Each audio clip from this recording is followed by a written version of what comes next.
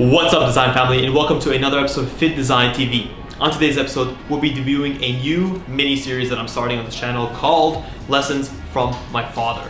Why this video exists and why this series exists is in business, we're taught to think very pragmatically. A lot of videos around business are very centric on knowledge-based information, and historically, that is the type of content that we put out on this channel. From my own experience building out a design business from a single solo freelancer around 3 years ago to a company that's growing to 10 people and hopefully will continue to grow, I've learned a ton, and a lot of the major decisions that I made in my own business that I feel were pivot points in that journey have been decisions that come from the gut, not from my brain or something that I've learned on the internet or a tutorial that I've watched.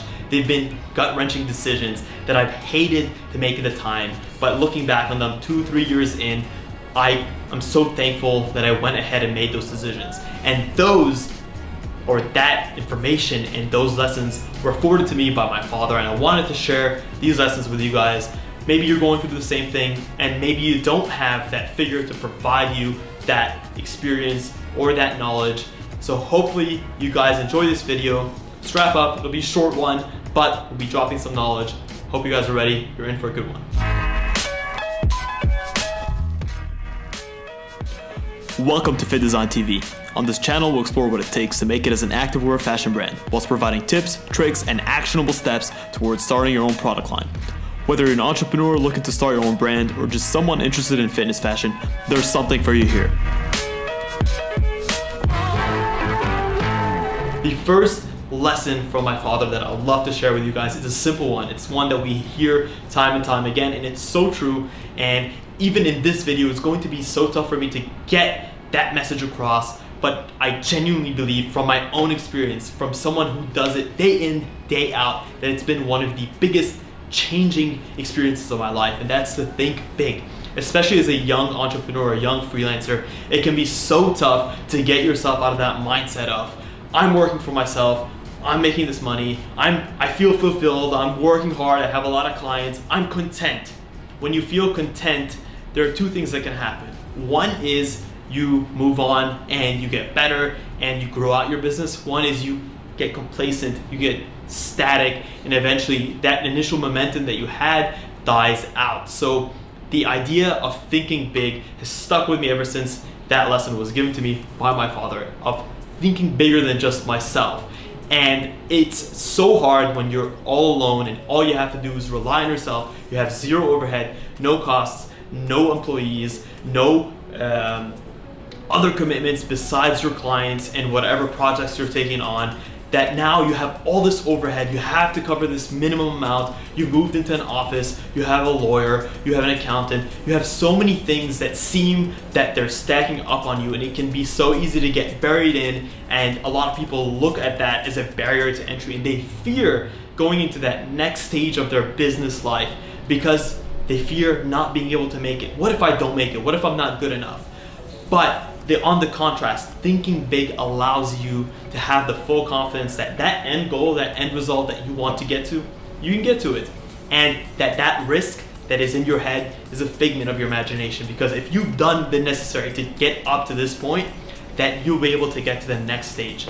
And there is no longer a risk involved, right? It's eliminating that risk by thinking big, by being able to eviscerate that risk out of your head and just do what you have to do to get to the next level. And for me, thinking big was three main things. Number one, it was understanding that in order to grow my business, I needed to become bigger than just myself. It couldn't just be me answering emails, doing the client work, pretty much taking on the responsibilities of the entire workflow. Yes, it was so easy at the time because everything that I was making, it was going right back into my pocket. That was super encouraging. I was working hard, but I realized that there was no way that that was sustainable. As my business grew, my clients grew, my clients had bigger expectations of me. And remaining in that static position where it was just me, there was no way I would be able to service my clients time and time again, and eventually they'd get fed up. They'd say, your business or your delivery times are taking too long, your quality control is not maintaining, or just in general, we need more services that you can't offer, so we're gonna go to another service provider. And a lot of that static kind of foundation that you built up eventually would come back to bite you in the ass. So make your business bigger than just yourself. Hire people. And then you get into this egotistical idea of no one else can do it like I can do it. And that's big mistake number 2, is to not have that ego that no one else can do it. You need to be able to. You are going to fail if you cannot teach others to do what you do, to put them on the track, and then to empower these people to bring in their own flavor and to bring in their own prowess to your business. Giving and taking like that is so essential. It cannot be just you. You need to grow beyond yourself. And the third thing about thinking big is having the foresight to see the business opportunity and invest financially into that business opportunity. And when you're just by yourself, you have zero overhead. Going from 0 to even $100 commitment a month is an infinite increase in your commitment.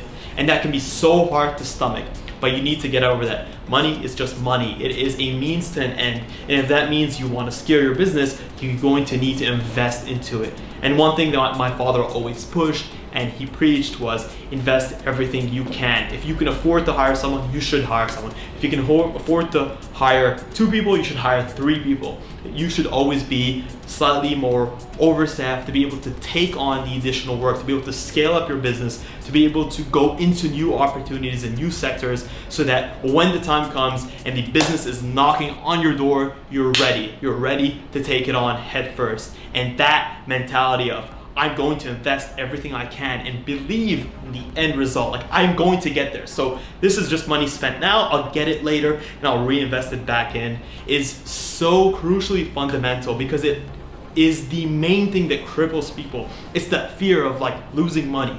What is money? Money at the end of the day is it's a means to be able to acquire something that you want. If you're able to invest it correctly and then to manipulate that situation, it'll get you more cash, and then you reinvest that cash into getting more cash. It just does not mean that you throw money at a situation. No, you have to be smart in the way that you invest that money. That's a whole other video when it comes to HR, investing in equipment, the right office space, the right marketing tools. There are so many different methods of how to invest your money in your business, but the main goal is to reinvest back into yourself. Before you think about stocks or bonds or investing in a startup, think about yourself. You control you. You control your emotions, your actions day in, day out. You are your best bet. Believe in yourself that way. And it sounds so cheesy, and it is, but believe in yourself in the way that you are the biggest and the best investment that you can ever make, and that there is no less risky investment than putting it back in yourself, in your heart, in your brain, in whatever your passion will lead you to.